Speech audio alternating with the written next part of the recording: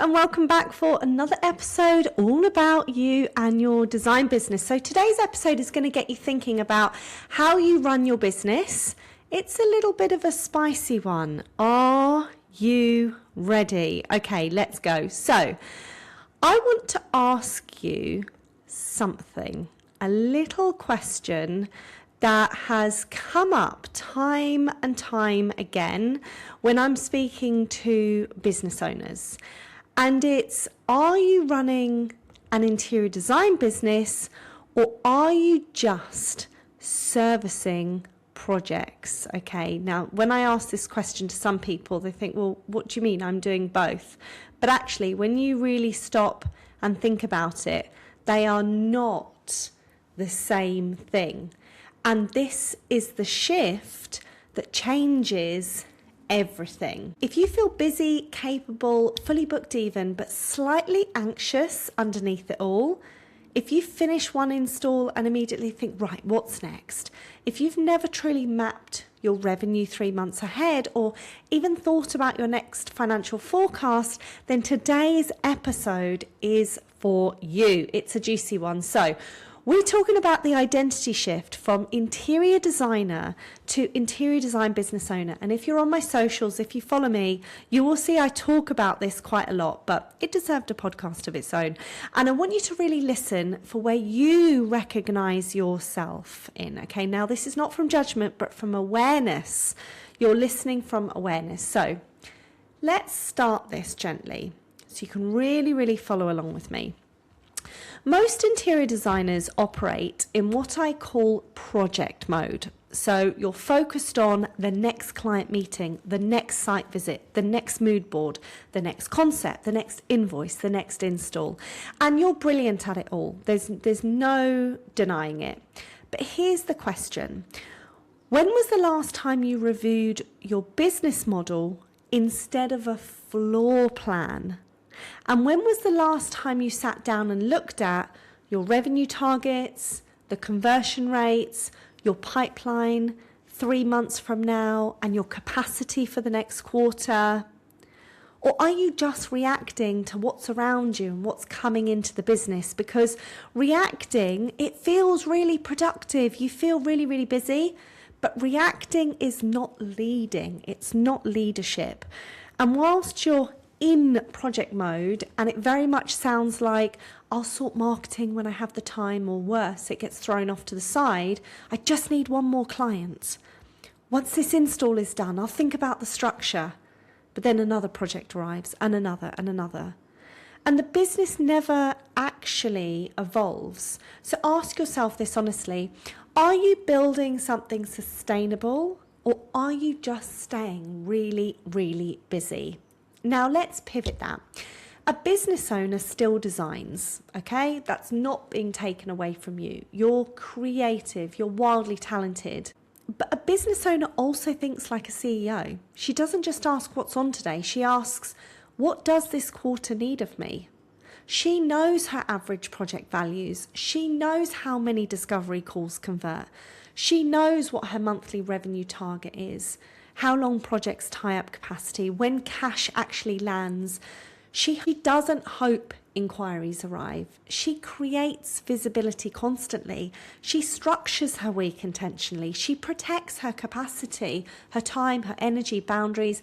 And most importantly, she designs her business the way she designs her spaces, with complete intention, structure, and flow. So let me ask you something quite direct. If I looked at your calendar right now, would I see a businesswoman running a company, or would I see a designer juggling tasks? Now, there's no shame in this answer, but there is power in knowing it. And I want to give you an example of a client of mine. She came in and done Design Destiny and Design Thrive. And at the time, she had lots of here, there, and everywhere. And what I mean by that is her diary was packed in a way that she couldn't fit anything else in, but she was constantly reactive to site calls, project calls, clients WhatsApping her, weekends, ungodly hours of the evening when it should have been her time. She was running here, there and everywhere. She was on site 1 minute, she was doing this, and she felt like she had no capacity to bring projects in. And when I spoke to her at the very beginning of when we started working together 18 months ago, she was like, I can't see how I'm going to hit those 5K consistent months because I've got no room for any more projects. And through her business foundations and dismantling what she had and rebuilding that back up again, understanding how to actually structure her diary with non-negotiables, business standards, communication strategy, and time versus energy, she was able to completely pivot the whole of her diary around to create more structured time so that she could actually look at the capacity of what she was bringing in. She could stack more, which created stackable income. She then really understood how to package her services, which brought a lot more clarity. We completely pivoted her pricing, which supported her with her stackable income. And very quickly, over 12 months, she was surpassing those 5K consistent cash months because she all of a sudden was looking at her business as a business owner, and she went from scrambling to completely structured. And I want to take a moment here to talk about that time element, because an interior designer's week often looks like this. Client calls are completely scattered. Site visits are reactive, just like my client was having. Emails interrupting constantly. Creative admin at night. I mean, how many of us have been working, slamming ourselves into deadlines right through the middle of the night or nights on end, and then marketing. God forsake, we mentioned the word marketing. Where are we going to fit it in? But a business owner structures differently. She blocks out on the business time. She's thinking like a businesswoman. She's finance reviewing. She's looking at marketing implementation, client delivery days, mindset, and white space. And what I mean by white space is this is not laziness built into your calendar. It's strategic capacity to allow your mind to think, to be compartmentalizing what you're doing, having fun with friends, enjoying family time, and just being you at the end of the day. It's so important for your internal energetics. This is a huge factor of running a business. And you have to remember why you got into wanting your own business in the first instance. And it's also knowing your own data. Do you know how many projects you can actually handle without burning out? Do you know what your emotional bandwidth actually is? Or are you oversubscribing yourself because you're scared to say no? A lot of designers I meet, they don't want to say no because they're thinking of that next project, the next funds. But business owners, we don't think like that. We think, should I be taking this on rather than can I take it on? That's the maturity in thinking like a businesswoman, and that's what I really want to support you in doing. Now, I want to go a little bit deeper here as well, because the real pivot happens when you stop asking what's coming in and start asking what should be coming in, like I've just said. I had a conversation with a lovely designer the other day, and I've spoken to several the week before, and I ask this one question all the time, which, I've done a live on my Instagram grid about this in the week. And it is, have you forecasted your next financial year and what does that look like? And I almost every time get the same answer. I don't know what to forecast because I don't know what's coming in. Now, this to me is an immediate sign that the woman in front of me is operating like an interior designer instead of a business owner. And it's of no fault of your own because you haven't been shown how to actually run a forecast model, how to build one, and what you need to consider to go in it. And if I were to ask you the following questions, how many projects you need, what each service contributes, when do deposits land, what procurement margins are doing, and what does that even do to your cash flow? Does money feel slightly unpredictable right now? What would your answers be to all of that? Because designers tolerate a little bit of unpredictability, but business owners engineer predictability. That's what we do. It means you understand your numbers well enough to lead them. Understanding our numbers is such a huge part of the foundations of our business. And where I see women that when I mentor them, they have their biggest shifts completely because they really understand how their quarters need to be, how they need to play out in their business, and then what that looks like trickling down into sales strategy, marketing and visibility strategies, and all other areas of the business that we need to consider when we're working on the business. You yourself need to understand you have to make that shift in order for your business to grow and succeed. Because shift is not tactical in itself, it's psychological. You have to move from I'm good at what I do to I lead in my business. And sometimes that does require investment in yourself through mentorship, strategic thinking, systems, boundaries. And let me get a little bit spicy here and ask you something that might sting slightly. Do you hesitate to invest in business growth, but expect your clients to invest in you? Because it works both ways. Business owners, they understand proximity matters. They understand that the right rooms, the right thinking, the right conversations, the right frameworks, they all accelerate growth. Designers often try and figure it out alone, but interior design business owners, they understand how to collapse time. And the difference between those two trajectories over even 3 years, that is physically enormous. My client Art, she came to me in October 2024 and she wanted to completely restructure the business. Clients and leads had dried up and she was struggling with a service suite that gave her stackable income. She really wanted to elevate her position and work on larger projects instead of the odd room here or there. And over the course of us working together from October 2024 to August 2025, in 11 months, she had already 3.5 times her sales revenue from the last financial year by just applying proper foundations in her design business, completely pivoting her pricing and how her clients moved through her business. And now proposals starting at 10k, 15k plus. That's the complete norm for her because the perception gap in her business sees her as the expert in her field, and her ideal buyer aligns with her business model as she positions herself as the problem solver for her renovation clients. Now, that's the power of the right proximity, the right conversations, and the right connection we have as a business owner. So I want to zoom out for a minute and understand, why are you building this business? And I'm going to ask this honestly. Is it to feel trapped or is it to feel free? Okay. And I want you to really stop and think about that question, because a lot of business owners, when I ask this, they always say, well, of course I'm building a business for financial freedom, but then they're in the same cycles in their mindset 6 months down the line. And Design Boss Diary has been going now for 22 months. We launched it at the beginning of April 2024.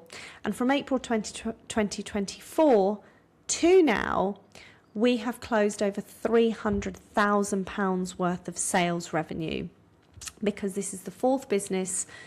I understand how to build businesses. I understand what stackable income means. And I myself work with 2 incredible coach and mentors in the industry to really support me in my business growth in all areas, so that the women can also benefit from me being the best, to back up my 15 years worth of lived experience through the industry. And my coaches support me with all of that. And when I say to women, are you building this business for financial freedom or to feel trapped? The women that I've met, even going back to when I first started the business, or, certainly 12 months ago, they are in the same cycles. They're saying the same things. Yeah, my boundaries are still a little bit all over the place and I don't really know. My income is still really quite poor and I'm really struggling to make those months, and I don't know how to move a client through my business, and it's not really a well-oiled machine. And clients always have the opportunity with me. I have lots of different products available on the market to work with me. But I always go back and say to them, remember why you started that business. And have you built something that supports you yourself, whether that's you and your family, travel, school holidays, energy, personal growth, or are you constantly firefighting? Are you constantly firefighting with what you're doing? Now, a business owner would typically ask, what revenue supports my lifestyle? What capacity feels sustainable? What support do I need? What boundaries must exist? She doesn't build from chaos and call it, I'm ambitious. She builds from complete structure because that's what you call leadership. That's what you call business growth. So I'm going to invite you to pause for a moment and really think about, where are you right now? Are you busy but unclear? Are you talented but completely inconsistent? Are you fully booked but slightly anxious?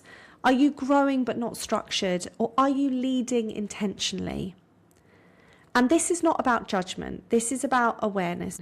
And if you're listening to this thinking, I know, Lisa, I'm ready to operate differently in 2026. I don't want to make the same mistakes or spirals that I had in 2025, then the next step is not just motivation. It's an opportunity. It's an invitation. It's going to be a structure for you. And this is why I created Design Destiny and Design Thrive, because it's not about surface level inspiration. It's about understanding your foundations to get you pivoting from interior designer to interior design business owner. And the things that we cover in there are building a structured week with time, energy, boundaries, non-negotiable standards, designing your service ecosystem, creating predictable pipelines, operating like a businesswoman, thinking quarters ahead, not days ahead, learning how to master sales call, move clients through your pipeline, owning your worth. And we also do all the mindset work as well each month. Imposter syndrome, self-limiting beliefs and money mindset. These are just a few of the areas that I cover within my mentorship. This is a space where you stop reacting and you start leading. It's a space where it allows you to think as a business owner and start pivoting. So you want those profitable projects. You want that consistent pipeline. You want those consistent 5K revenue months in your business where it's not feast or famine and you don't know what directional roadmap you're building. So if you're ready to move from interior designer to interior design business owner, then the details for Design Destiny and Design Thrive are below. And the next group, it's going to be starting on the 7th of April. And I would love to see you inside the room because this is where the shift actually happens. Prices start from $358 a month. And if you feel you want to go deeper and have closer proximity with me to collapse time faster in your business, to not only cover everything above that I mentioned, but also really understand your financial model, learn forecasting, quarterly planning, supporting, navigating those live client projects that you might need assistance in, that you want to kind of really move from one rooms to whole houses, and empowering you to build the business you know you want, then we have a 9-month option one-to-one to do that as well.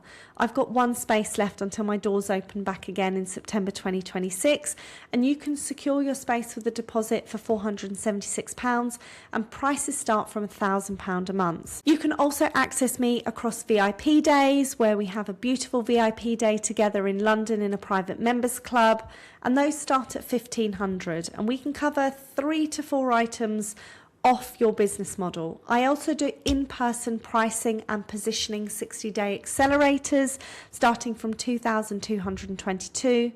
And I just want you to remember, you don't need more talent. You need elevation in your business. And that is a decision you make yourself. Thank you so much for joining me on today's podcast. I hope this has really resonated. If it has, then please screenshot it and share it on socials, tag me in it, and send me a DM. I love to connect with all of my followers that listen to the podcast on Instagram as well. Have a great day, and I'll see you on another podcast very, very soon.